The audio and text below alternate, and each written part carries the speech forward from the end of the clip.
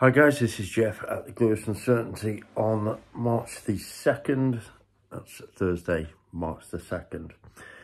Right, the confusion goes on, really does go on, but I think I know what's happening.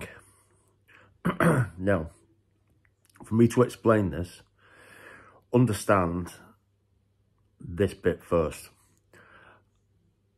I'm the tipster. I'm telling you what I think you should back, okay? Now, there's quite a bit of confusion over what you consider to be value of a race. So you're pitching the horse's form against the price available against the opposition, okay? Right, I hope you get that. Now, I'm just going to give you an example of the racing today. The racing question is in the 345 at Newcastle. I love Newcastle, it's fantastic. It's a stiff test, especially at 5 furlongs. But bear with me, because this is quite interesting what happens. So, it's a 9-horse race. The first 4 in the betting, so you've got Walking on Clouds, Intervention, Pockley, Alfadal. They're only 1 point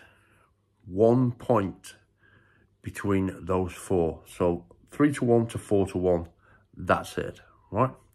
Now, whichever one I fancy, okay, the rug is pulled from any form of value because I pitched them all in similar. They all stand a similar chance of winning. So where's the value? There is no value, okay? So what the algorithms do is they then jump to Dandy Dinmont, Ventura Express, and the rest of them are all really newcomers. So they're unknown quantity, okay? So how can I give you a horse that I consider to have an even chance with the first 4 in the betting when the market won't let me? Okay. So let's say we've got a tipping point of where I consider value is. So of those first 4, Walking on Clouds, Intervention, Pockley and Alfadal, let's just say that one of those that I fancy is, let's say, 6-1. So in the first 4, we've got a 6-1. That represents value to me. It's got 3 points ahead, 2.5 points, 3 points ahead of the rest, and then subsequently represents value. Okay, so in the morning or the night before, I can tell you that whichever horse, you need to back it at that price because that's a good value price. When I come to this now, and this was the same last night, there's no value in it. There's no value. Now, to add to the confusion of all of this, this is what happened yesterday. Now, what I'm going to do is I'm going to take you to Kempton, 7 o'clock last night. Now, that was a similar situation which I've just explained about the race today at Newcastle. But this was similar at Kempton, where the first 4 in the betting, the first 4, were all much of a muchness on price and value. Now, there was one called Follow Your Heart, okay, which won twice last time out. Convincing winner, but very good form.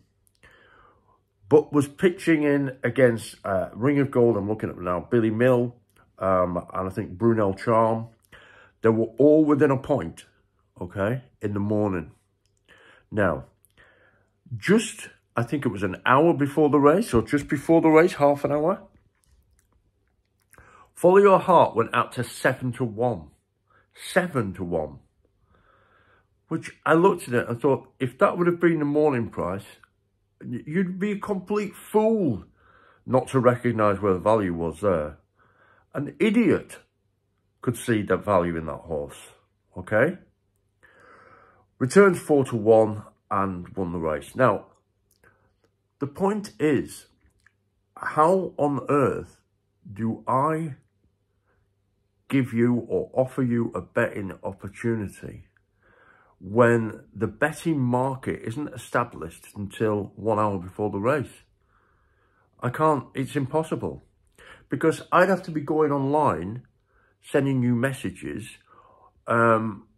every half an hour, an hour. It would never work. It'd never work. Now, this is the reason why I believe Flat Cap Callum works. This is why I strongly believe he works well. Because he's not dealing with finding, he's looking for a winner, but he's looking for a big prize winner, isn't he? Okay, so he looked for a big prize winner in a market that the algorithms can't really fathom. It's very clever what Callum does, to be honest. In this modern age of betting and the structure of betting, it's very, very clever what he's doing. Now, which leaves me wondering how I can go forward, because I really genuinely don't know how I can do this. The algorithms ruin it for a tipster. So I cannot deliver you a tip in the morning because I can't find the tipping point of value. Then just before the race, an hour before the race, you start to recognize the values coming as the market begins to change. But I can't give you some convoluted advice where, you know, oh, take the horse if it makes 6 to 1. It's just ridiculous. You can't do it. So I am struggling to understand how I can take this forward. I really am. I'll be honest.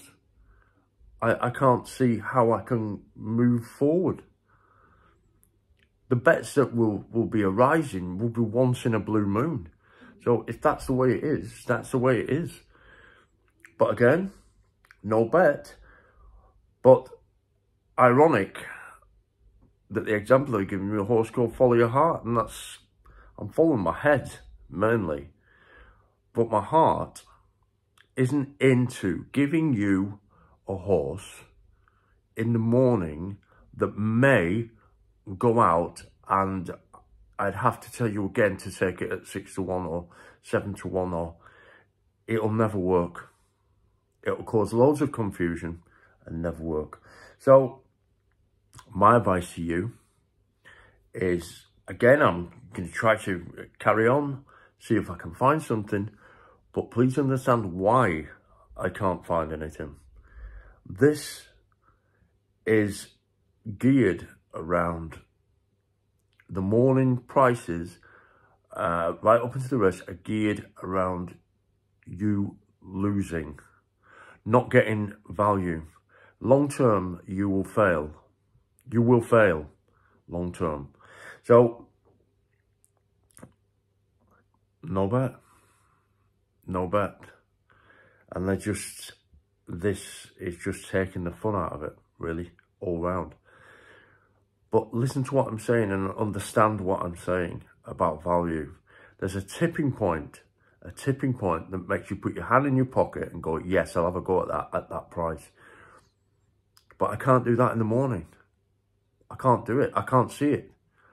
I can't see the value. And then, as I've said, before the race, an hour before the race, Follow Your Heart goes up to 7 to 1, which is crazy. A horse has won twice last time out and finished strongly, decent times, everything.